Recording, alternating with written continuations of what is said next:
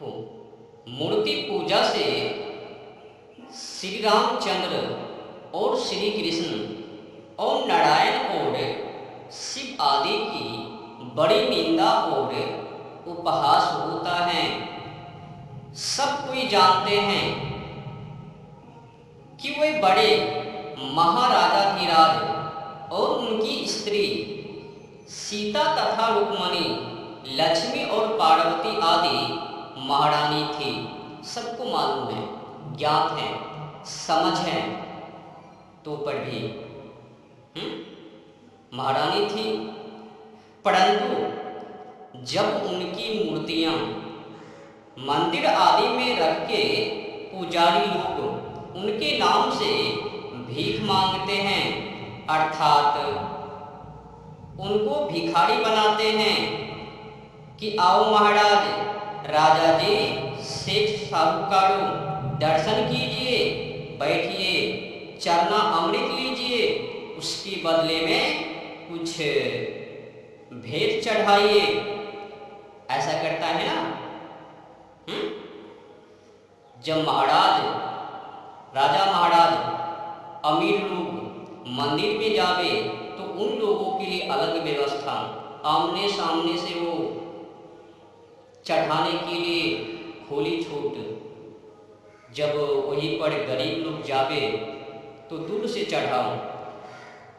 मंदिर में अमीर राजा महाराजा तो उनको आमने सामने पास में चढ़ाओ।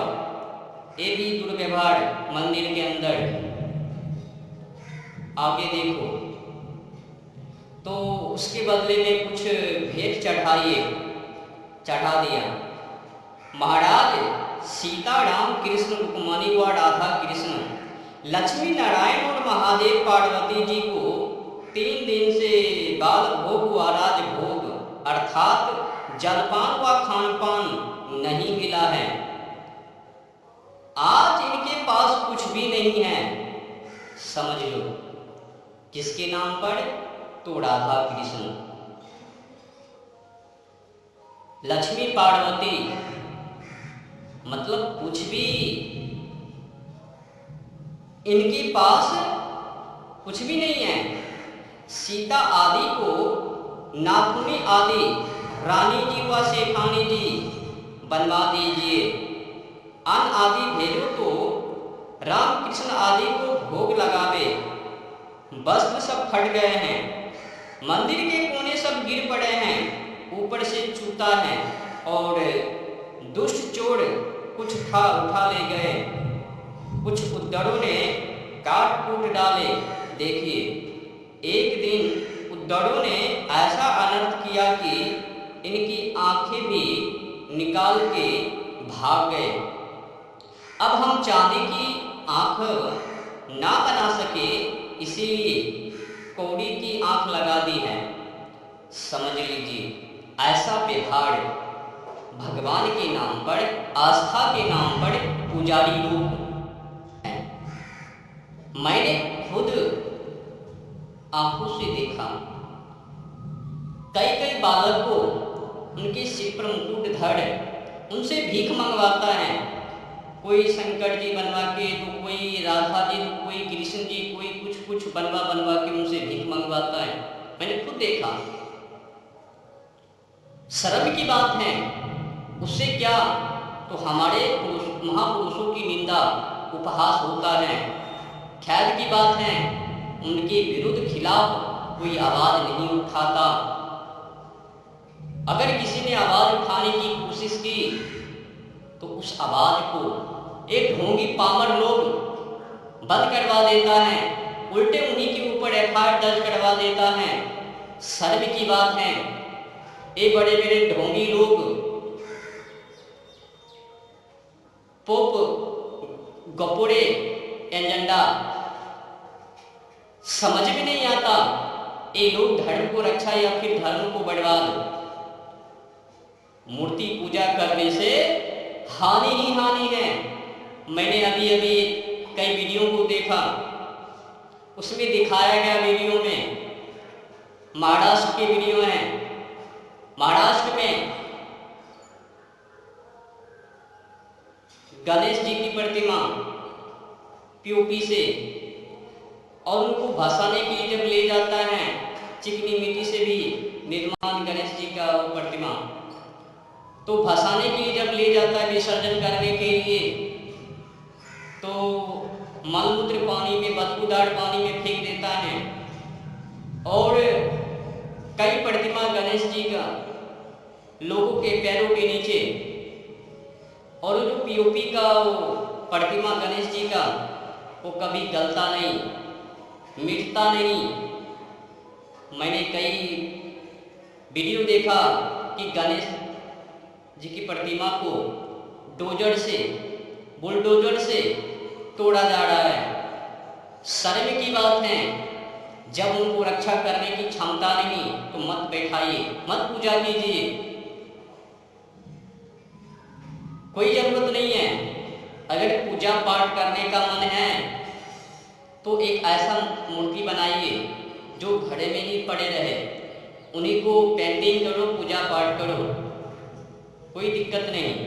पर पीओपी का बनवाना, चिकनी मिट्टी का बनवाना और पानी में जाके फेंक देना, मैंने उसी पर आधारित एक वीडियो देखा। गणपति जी को पट्टी से बांधा है और पीछे में एम्बुलेंस खड़ा है, और गणेश जी रो रहे हैं। क्यों रो रहे हैं? तो बदबू पानी में फेंक दिया, हड्डी गुड्डी सब टूट गया। ऐसा वीडियो बनाकर वायरल, मतलब गणेश जी को भी दुख है। पट्टी से बांधकर फिगर दिखाया गया, यहाँ पट्टी, यहाँ पट्टी, यहाँ से खून, यहाँ से खून। समझने की विषय है, आज हिंदू धर्म के लिए नहीं, अपनी निजी स्वार्थी के लिए मर रहे हैं। हम लोगों को आडंबर व पाखंड के खिलाफ आवाज उठाना ही पड़ेगा। आगे सुनो। तो रामलीला और रास मंडल भी करवाते हैं। सीताराम राधा कृष्ण नाच रहे हैं। राजा और महंत आदि उनके सेवक आनंद में बैठे हैं। मंदिर में सीताराम आदि खड़े और पुजारी व महंत जी आसन अथवा गद्दी तकिया लगाकर बैठते हैं। महागर्मी में भी ताला लगा भीतर बांध कर देते हैं और आप सुंदर बागों में पलंग बिछा सोते हैं। बहुत से पुजारी अपने नारायण को डब्बे में बांधकर ऊपर से कपड़े आदि बांध गले में लटका लेते हैं, जैसे कि बांधड़ी अपने बच्चों को गले में लटका लेती है, वैसे ही पुजारियों के गले में भी लटकते हैं। जब कोई मूर्ति को तोड़ता है तब हाय हाय कर छाती पीट बकते हैं कि सीताराम, राधा कृष्ण जी और शिव पार्वती जी को दुष्टों ने तोड़ डाला। अब दूसरी मूर्ति मंगवाकर, जो कि अच्छे शिल्पी ने संगमरमर की बनाई हो, स्थापन कर पूजनी चाहिए। नारायण को घी के बिना भोग नहीं लगता। क्यों नहीं लगता? अब नारायण को खाता नहीं है, खाना तो है पुजारी को, कुछ लोगों को, तो बहाना वहाँ पर भी घी आदि के बिना वो भोग नहीं। देखो,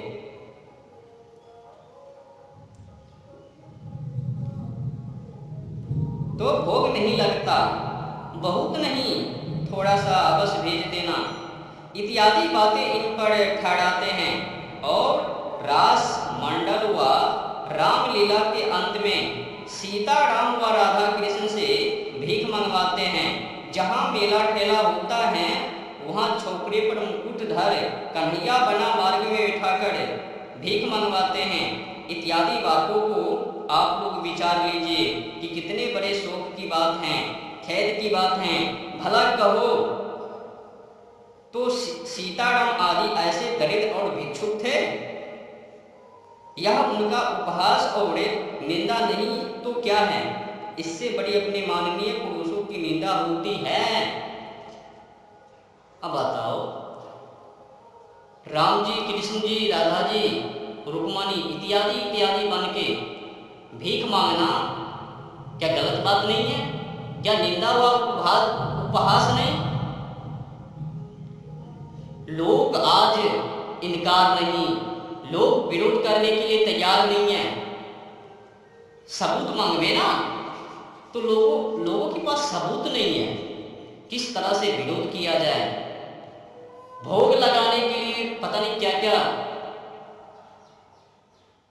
जिस प्रतिमा को इंसान ने बनाया उनको तो पूजता है, पर भगवान ने जिस प्रतिमा को बनाया उनको पूजने वाले कोई नहीं। ऐसा क्यों? अपने माँ बाप को क्यों नहीं भोग लगाता 56 पढ़कर? उनको पता है अगर मैं माँ बाप को 56 भोग लगावे तो सब खा जावे, मांग लेवे माता पिता, लाओ हमको चढ़ाया तो हम ही खाएंगे। और जो मूर्ति हैं वो तो खावे नहीं, जो भी चढ़ावे वो सब तो हमारा खुद का, तो खूब खावे। तो खाने के चक्कर में उनको समझने की विषय है, निंदा व उपहास की विषय नहीं है। देखो भला जिस समय ये विद्वान थे उस समय सीता रुक्मणी लक्ष्मी पार्वती को सड़क पर व किसी मकान में खड़ी कर पुजारी कहते हैं आओ इनका दर्शन करो, कुछ भेंट पूजा धरो। तो सीतादी इन मूर्खों से कहने से ऐसा काम नहीं करते और न करने देते। जो कोई ऐसा उपहास उनका करता उनको बिना दंड दिए कभी नहीं छोड़ते।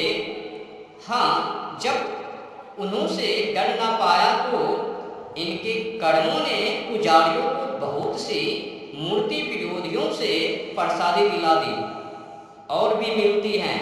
जब तक इस कर्म को ना छोड़ेंगे तब तक मिलेगी भी, इसमें क्या संदेह है। जो आर्यवर्त की प्रतिदिन महाहानि पसनादी मूर्ति पूजकों का पराजय इन्हीं कर्मों से होता है, क्योंकि पाप का फल दुख है। इन्हीं पसनादी मूर्तियों के विश्वास से बहुत सी हानि हो गई, जो न छोड़ेंगे तो प्रतिदिन अधिक से अधिक होती जाएगी। समझ लो, मूर्ति पूजा पाठ करने से जीवन में सुख शांति समृद्धि विकास नहीं, उन्नति नहीं, उससे फल नहीं मिलता है। बस जो खुजली है कुछ मिनट सेकेंड के लिए शांति मूड में, बाकी तो कर्म करना पड़ता है भैया। मान लो आप किसी ठेकेदार मालिक के यहाँ काम करने के लिए गए और आपको मालिक ने काम सौंप दिया, ये करना है। आपने काम को नहीं करके मालिक का नाम जाप किया, तो बताओ क्या मालिक आपको पैसा देवे? नहीं ना। अगर आपने जो मालिक आपको काम दिया ये कर देना, अगर कर देता तो आपको तनख्वाह मिलता, लेकिन आपने वैसा काम किया नहीं, मालिक के खिलाफ चल के मालिक का नाम जाप करके आप तो फंस गए उल्टे। तो केवल नाम कमाने के लिए केवल नाम के भरोसे मत जियो, कर्म करो, संघर्ष करो, माता पिता को सेवा करो, राष्ट्र सेवा करो, देश को बचाओ, रक्षा करो, विदेशी कल्चर को बहिष्कार करो, विदेशी कल्चर को भारत से मुक्त करो, गुलामी मुक्त करो। गोरा अंग्रेजों की जो भी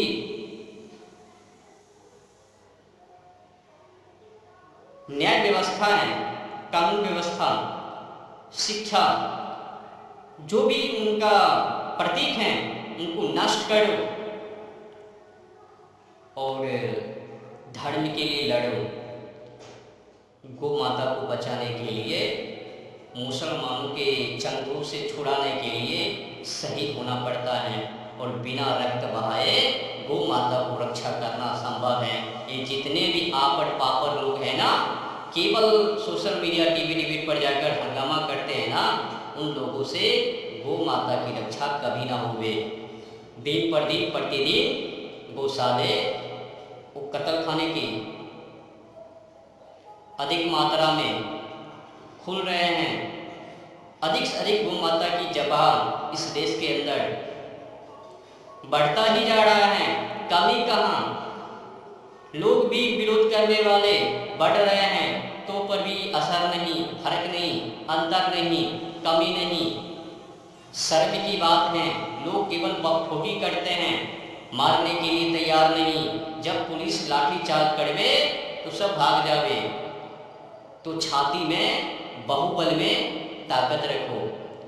अगर पुलिस भी आ जावे ना तो गौ माता के लिए, मातृभूमि के लिए, राष्ट्र के लिए मरने के लिए तैयार रहो, डटकर सामना करो। जब तक कि गौ माता की हत्या और विदेशी कल्चर और विदेशी शिक्षा, जितने भी गुलामी